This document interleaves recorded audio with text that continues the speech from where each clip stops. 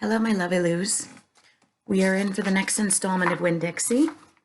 And when we left off, we had talked to Miss Franny Block, who runs the library, and we met pinch-faced Amanda Wilkinson. And we learned about Miss Franny's experience with the bear.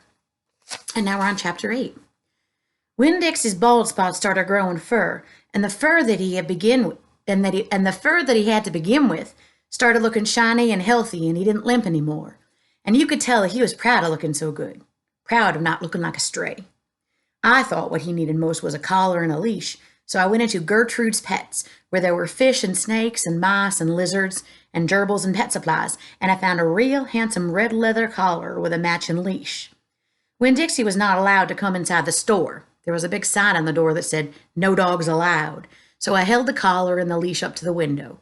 And when Dixie, who was standing on the other side of the window, pulled up his lip and showed me his teeth and sneezed and wagged his tail something furious, so I knew he absolutely loved that leash and collar combination.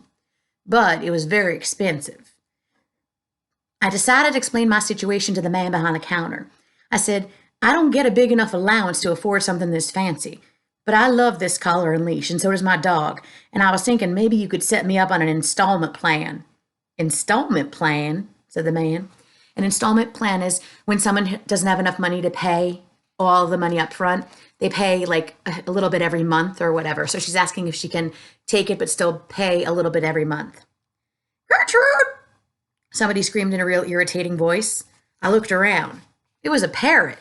She was sitting on top of one of the fish tanks looking right at me. "An installment plan," I said, ignoring the parrot. "You know, where I promise to give you my allowance every week and you give me the leash and the collar now." "I don't think I can do that," said the man. He shook his head. "No, the owner, she wouldn't like that." He looked down at the counter. He wouldn't look at me. He had thick black hair and it was slicked back like Elvis Presley's. He had on a name tag that said Otis. "Or I could work for you," I said. "I could come in and sweep the floors and dust the shelves and take out the trash. I could do that." I looked around Gertrude's Pets. There was sand and sunflower seed shells and big dust bunnies all over the floor. I could tell that it needed to be swept. Said Otis. He looked down at the counter some more. "Gertrude!" the parrot screamed again. "I'm real trustworthy," I said. "I'm new in town, but my daddy is a preacher. He's the preacher at the Open Arms Baptist Church in Naomi, so I'm real honest. But the only thing is, when Dixie, my dog, he would have to come inside with me. Because if we get separated for too long, he starts to howl something terrible." "Gertrude doesn't like dogs," said Otis. "Is she the owner?" I asked. No.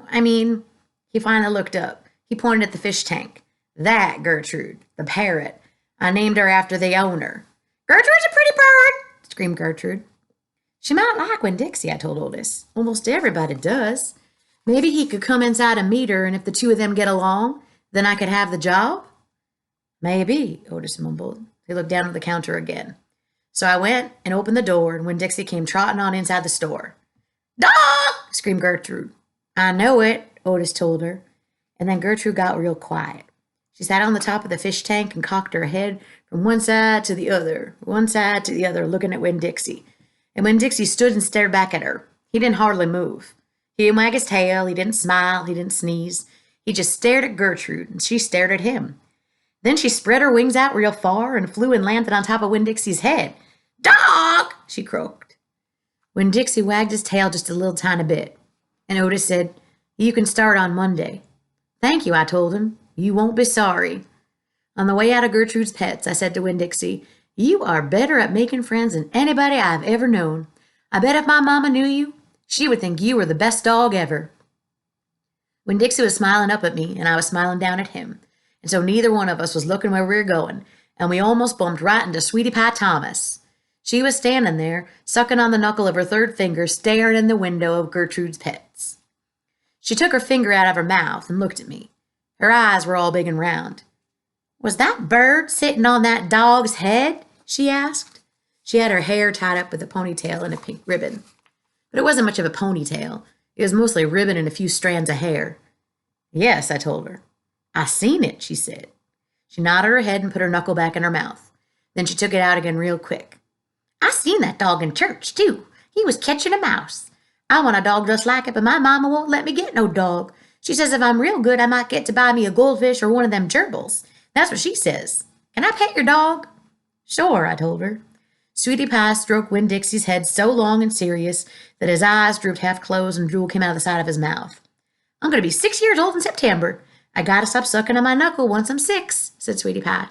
I'm having a party. Do you want to go to my party? The theme is pink. Sure, I told her. Can this dog come? She asked. You bet, I told her. And all of a sudden I felt happy. I had a dog, I had a job, I had Miss Franny Block for a friend, and I had my first invitation to a party in Naomi. It didn't matter that it came from a 5-year-old and the party wasn't until September. I didn't feel so lonely anymore. And that's the end of chapter 8. Okay, today's a busy day, so we're going to stop there. But see you tomorrow, same time, same channel. Mrs. Witchman signing out.